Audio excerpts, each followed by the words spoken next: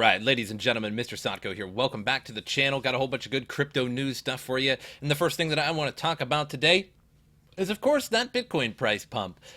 So we're up about 5% to 4,100 in just a couple hours. So just another seemingly whale purchase, yet none of them are dumping just yet. However, I just want to say that the bullish sentiment is starting to turn a little bit, whereas the bearish sentiment is starting to turn into bullish sentiment. Yet, at the same time, we have seen this before. In 2018, we pumped to or a little over 4,000, 4 or 5 times, something like that throughout the year, and maybe once in 2019. I'm not sure. I'd have to look at the charts, but it has happened 4 or 5 times in the past 8-10 months or so, and then dip back to 3,500 when everybody sort of shaves off the top. So this doesn't necessarily mean we are in a bull market. However, I do kind of want to talk about the sentiment that is changing to bullish, and it's everywhere. It's all in the articles, institutions coming, ETFs, all kinds of things. There's a lot of institutional investment that is sort of in pre-planning. Backed received 180 million, lots of ETFs receiving 130, hundreds of millions of dollars, and those are just waiting to essentially buy your bags whenever the regulations come through, SEC comes through, yada yada. And that'll create a whole different paradigm for cryptocurrency once the institutional investment comes through. Another thing is, too, that we've been in a bear market for this is officially the longest bear market that crypto has been in. The previous one was, I think, 2014, 2015, where it was 400 and some days. And we passed that record February 1st or 2nd, I believe. So we're well past that by now. And with the sentiment sort of changing, if you were to go on the cryptocurrency Reddit, Bitcoin Reddit, all these different Reddits and forums that have a lot of psychological power for people. When we were in the middle of the bear market, everybody was posting very bearish things. Everybody was very upset. There was a lot of FUD, and that's starting to turn. And when that starts to turn, it starts to psychologically convince other people to start buying in.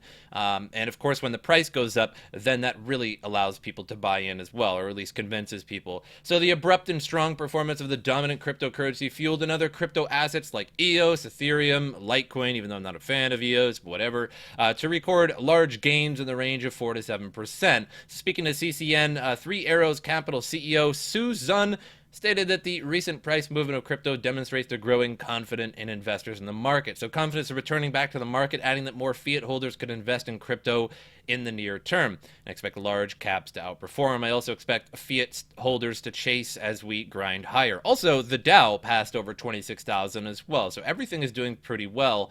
So we didn't really get to see crypto in the bear stock market. We will someday, just not right now. It seemed like the stock market actually took a turn and went back to bullish.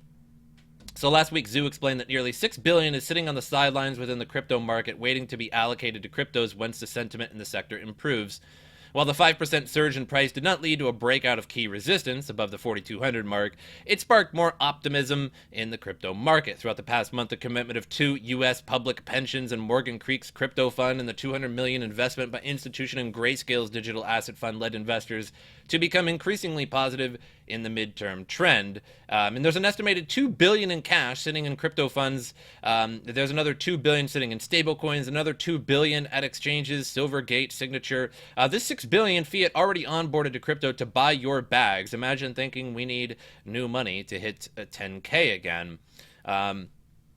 So I also hear a lot of, there's a key resistance level to 5 or 6,000, and still a beautiful chart, but if Bitcoin can't bounce to at least 5 to 6,000 soon, it's a really bad sign for the cyber bulls, and if it breaks down through the yellow line at any point, even the hodlers need to GTFO.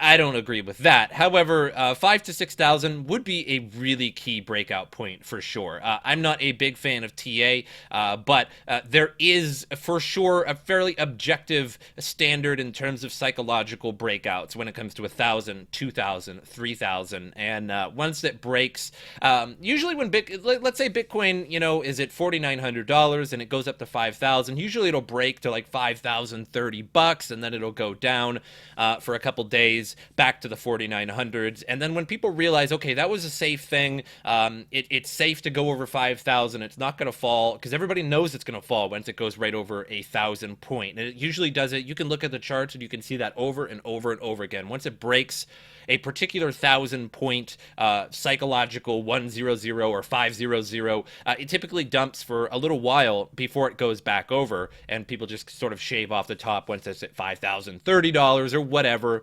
and then. So those key resistance levels are probably true, the $5,000 and $6,000 range. But I suppose in the end you could say that about $7,000, $8,000, $9,000 as well. So very interesting how the market is starting to turn around. It's about time. It was sort of inevitable sooner or later, as everybody, whenever there's a bear market that comes around and crypto dumps dramatically, people say it's over. People say, oh, it was a bubble. People say this, that, or the other thing. And you could say that it was a bubble. 20,000 to 3,000, that's a bubble popping, technically. That doesn't necessarily mean it was fraud. It just definitely was a price bubble, for sure. But you know, it's all these new people that come into crypto and they're like, oh, you know, it broke, I'm not going to invest again. It was FUD. It was a bubble. It was this, that, or the other thing. And all the long-term hodlers, the longer you're in crypto, the more of these you've seen. And if you just take a look at the charts, I'm getting caught up on my own words there. You can see that there was dumps so many times throughout Bitcoin history. It just happens again and again and again and again. And it's the perfect time to buy. Nobody wants to buy at 3,000. Everybody wants to buy at 16,000 when it's about to dump again. And it's just obvious how you should be investing, but people just don't do it that way. Bitcoin, I think the first major dump of Bitcoin, it went to $32 and then it went down to $1. It went over to $100 and then back down. When Coinbase was released at the end of 2013, I believe, it went up to $1,100 and then back down to $100. So it's just done this over and over again. There's too many examples to even say. So another good news is that Fidelity becomes the first financial institution to take the Bitcoin lightning torch, which is just good news for Bitcoin. It doesn't really mean a lot, doesn't really raise the price, but good news is just plain and simple good news. Fidelity becomes the first bank to take the lightning torch. With more than 27 million customers, Fidelity manages $7.2 trillion in total assets. It's the United States leader in 401k retirements, and is the one of the largest 403b retirement plan providers for not-for-profit institutions. The investment giant announced it had received a lightning torch on Friday from Tokyo-based and self-proclaimed Bitcoin maximalist who's interested in mining trading, Twitter user Wiz, who received it from Bitcoin entrepreneur Charlie Shrem. Who wants to be the next torchbearer, tweeted Wiz, replied with a Litecoin invoice for 3.64 million Satoshis, and I'll choose who I deem to be the most worthy. The 3.64 million Satoshis equate to about $142 at current Bitcoin price. So we and our research team at Fidelity Center have applied for technology, have received the lightning torch for applied technology. Who should we pass it to? ? And who should we pass it to? Fidelity asks, which is expected to launch its Bitcoin custody service next month. Again, more institutional investment is slowly coming. It's like we're in season 5 and the Dragons are coming season 6. We are no longer in season 1. As Bitcoin reportist Lightning Torch has gained a surprising level of recognition in the few weeks as it existed. The initiative involves passing a Lightning payment between nodes, with each person adding 10,000 Satoshis, which is just about a mere 34 cents to the node. Fidelity Digital Assets becomes the 229th entity overall to get the torch. According to the official tracker website, previous bearers included BitMEX Research, Binance CZ, and Tron's Justin Sun. So good news again. Now on to some pretty crazy news, very unfortunate news. Bitcoin traders beware, a group of robbers gruesomely torture a Netherlands-based crypto trader. So the robbery occurred on Sunday, February 10th, in the evening trader's home in Zuideind. I got nothing, I'm sorry, Netherlands, I got nothing. And is the latest in a string of multiple violent robberies in the area that are being investigated by local authorities. So some group is going around and doing this. According to a report seen in Die Telegraaf, the largest Dutch daily morning newspaper, the victim, named, and his daughter were shocked to hear a large bang at their front door and found 3 armed robbers with balaclavas, bulletproof vests, and police jackets. Unfortunately, the man's 4-year-old daughter was forced to watch as one of the men ran a drill through his body while demanding that he transfer them his Bitcoin and crypto holdings. The victim was sent to the hospital in order to be treated for significant injuries. Wow. It remains unclear as to whether or not he transferred his holdings to the robbers. According to the report, 15 police investigations are currently investigating the robbery and have limited information about the robbers, who reportedly had Moroccan accents and left the scene in an Audi A6. I'm glad that somebody knows what a Moroccan accent sounds like. I guess I could probably maybe identify that, but again, it doesn't really happen too much for me. So, proceed, it's good. I don't think they got his Bitcoin. This is just absolutely tragic. Anybody that does this, I wish the worst for them. This is just one of the worst things I've heard in Bitcoin, especially that a 4-year-old daughter was watched. I'm just glad they didn't do anything to the daughter, or like didn't threaten the daughter for the man to give him his Bitcoin.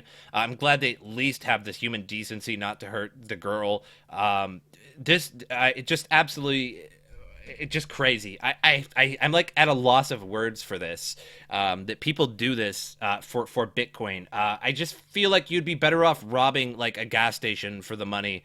I don't know. You probably shouldn't even do that either. But moving on, Bitcoin worth 300,000 stolen by scammers in a email-based sextortion racket. So this has been going around for a little while. So the scam began in 2017, but it piques the interest of the larger community only after its list of victims grew in mid-2018. So the firm tracked over 792,000 targeted emails. Bitcoin in the range of 300,000 was stolen from over 3,100 unique Bitcoin addresses.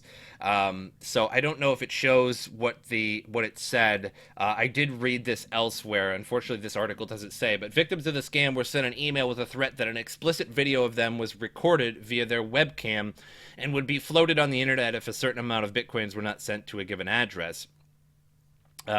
So they reported a divergence of emails sent to victims, with some showing bare understanding of how to craft an email and how its distribution worked, resulting in some of them being deposited in the spam folder. The scam was operated from a number of locations with different IP addresses, some of them disseminated from Vietnam, Brazil, and then India. New accomplices were hired by the scammers to continue their ongoing operations, were paid a whopping $360,000 a year. So let me just tell you, I did read what the email said a while ago. I was really hoping it would be in this article. I read through it a little bit, but then I assume it would be in here, but it's not. So basically it says that you get an email and it says, hey, we caught you online basically looking at porn, and we turned on your webcam without you knowing, and we caught you doing this. In a nutshell, this is what the email says. And it's actually written very grammatically correct in English, not like Chinese or anything like that, where there's just grammars all over the place. So it sounded pretty legit, at least, in terms of scammers. I think the one thing that scammers do the worst, and I hate to give scammers advice, but it's clearly like the grammatically incorrect emails that you get, that's clearly from China or India or something like that, where it's just all over the place, and you're like, this is just nonsense. So this one was actually grammatically correct, and it basically threatened you that they had video of you doing this, and that they're going to send it to your family unless you give them like $640 or something like that in Bitcoin. And then it had instructions on how to buy Bitcoin and how to send it to them. And apparently they gained $360,000 in a year by doing that. So moving on to a nice little meme. I thought this was kind of funny. I just found this on Reddit, and I thought it was a little interesting. It says, ICO in 2019 starter pack.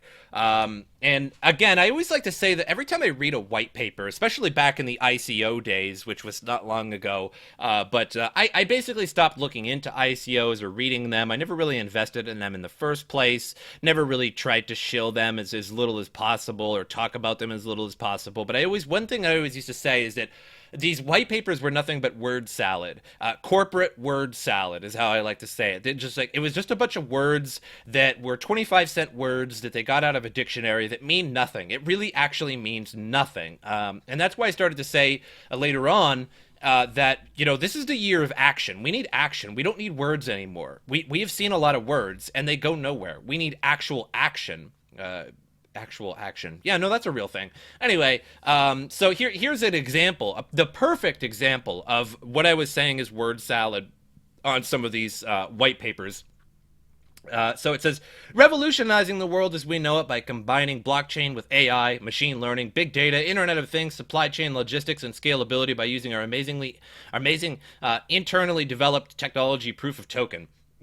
So that's basically what was every white paper. That's as glorious as it can get. I love this meme. It's absolutely spot on, and that's what every white paper was. Like, what does that even mean? You know what I mean? Like sure, I know what AI machine learning is, but how are you going to do it? Big data. I know what big data is, but what are you going to do with it? Internet of Things. I get it. Supply chain logistics, but what are you going to do with it? None of it ever said what they're going to do with these big words. It says, by buying our revolutionary ERC20 tokens, you can convert your tokens into our mainnet sometime in the next 2 to 5 years. Absolutely, saucy. Love it. And then it goes on to the sick logo, and it says down here, like with an asterisk at each one of these, it says, we spent our entire budget on our logo and branding kit. Please send help. I'm hungry. Sick logo. And that's always what it was on the ICO. Some sick logo that probably took them days and days to make, you know. Circulating supply, just this huge number, and that says total supply in this bigger number that's just exponentially larger than the current circulating supply. It says, I actually have to get close here because I have no glasses on. It says the token foundation reserves the right to hold 70% of the tokens to fund future development. The remaining percent will go to my personal account, but you can trust the foundation.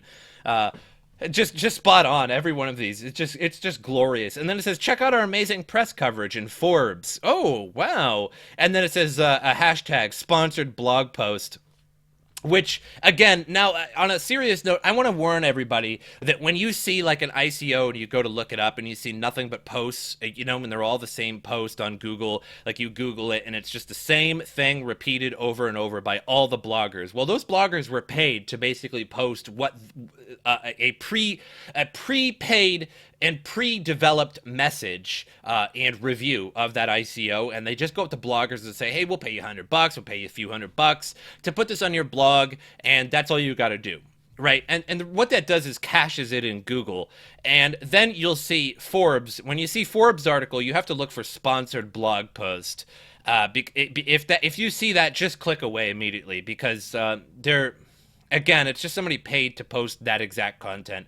And this is the best team in the industry so far. Our lead developer did tech support for Microsoft Indonesia, and our CEO left a high-level position at PwC Kentucky to work on a project. He did not get fired from his low-level office job using the scanner to send dick pics around the office and stealing from the vending machine. And it's literally the same guy with a just different hairdo. And then Binance announcement. We partnered with Binance by paying their listing fee. Absolutely just glorious. It's just whoever made this, just thumbs up to you. Good stuff. Absolutely glorious. Anyway, moving on to CoinMarketCap here, and we'll show those big gains. I got so much sauce today. Big gains. 4,153 Bitcoin. We are at $141 billion market cap. Just everything in the green today. Absolutely glorious. I miss seeing this green. How long is it going to last? I hope for quite a while. Inevitably, there will be some kind of dip, but I hope we are starting to get into that bull run. Institutions are coming. The whole bearish sentiment is changing to bullish. Everywhere you go, on Reddits, on forums, on Bitcoin, .org, everywhere you look, and it's starting to get good. And that's a psychological thing that changes people, into buying instead of selling constantly. But everything is looking pretty good. Bitcoin dominance still pretty good. Everything just looking great. In terms of the winners, we got Safe. I have no idea what that is. I guess it just popped onto the 100 market cap here. Ontology, of course. Nexo, Neo is doing really excellent. And only a few losers of the day. So just Quant, Odem. We got most of the coins today, the stable coins, and that makes a lot of sense because people are selling them off to buy Bitcoin and things like that instead of when it's going down. People want the stable coins. When Bitcoin's going down in price, you sell it as fast as you can so you can retain that value in your stable coins. And when Bitcoin's going up, of course, you want to get rid of those stable coins so you can feel those gains from Bitcoin.